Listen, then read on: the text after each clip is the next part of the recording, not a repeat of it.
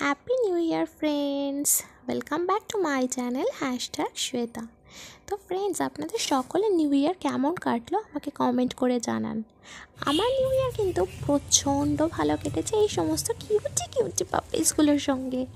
এত কিউট না, এদেরকে দেখলে মনে যদি কোনো দুঃখ থাকে কোনো কিছু দুঃখ আপনার মনেই পড়বে না এদের এই সুন্দর সুন্দর মুখগুলো দেখে। তো কি হয়েছে না ফ্রেন্ডস, কয়েকদিন আগে আমি এদেরকে রেস্কিউ করেছিলাম, পাপিসগুলোকে এই মা সমেতই রেস্কিউ করেছিলাম। কি হয়েছে না, আমাদের বাড়ির পাশে একটি ফাঁকা জমি পড়ে রয়েছে, সেটার মধ্যে পাঁচিল ভাঙাচোরা, পাঁচিল ঘেরা। সেখানে না প্রচণ্ড হারে স্নেক থাকে, আর সেখানে এই মাটায় এই পাপিসগুলোকে নিয়ে না ছিল। তো এই মাটাকে আমরা অনেক দিনই খেতে দিতাম, খেয়ে দিয়ে নাও কোথায় যেত, বেবি দেওয়ার টাইম হয়ে গিয়েছিল। আমরা ভেবেছিলাম যে আমাদের রুমে বলতে কি আমাদের বাইরে উঠোনেই দেবে, ওখানেই থাকতো। তো দেখছি না কয়েকদিন যাবৎ আসছেই না। তারপর হঠাৎ করে এলো, তো আমার মা বললো না ও পারে কোথাও একটা থাকে, ওখানে দেখতে হবে, গিয়ে জঙ্গলে কোথাও একটা ও বাচ্চা দিয়েছে।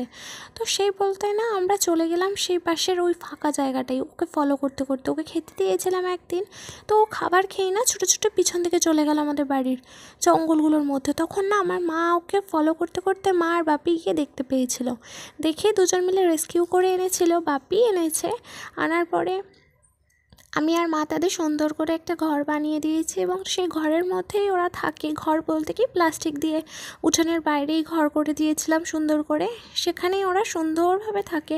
তো এখন কি হয় জানেন তো, সকাল বিকেল শুধু এদের দেখতে দেখতেই টাইম চলে যায়। আমার নিউ ইয়ারটা প্রচণ্ড ভালো কেটেছে।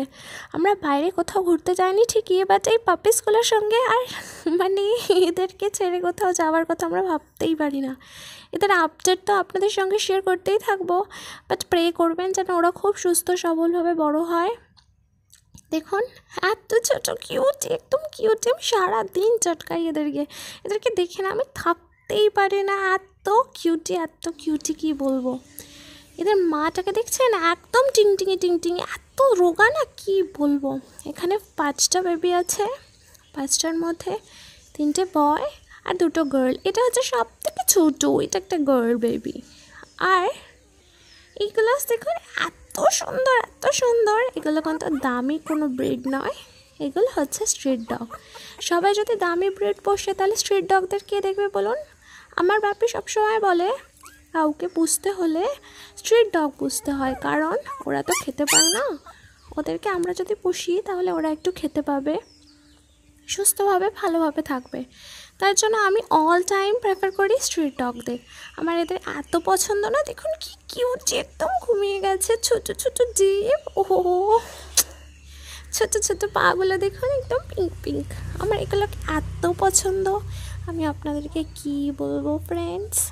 এত সুইট না, দেখুন শুধু ছটপট করে,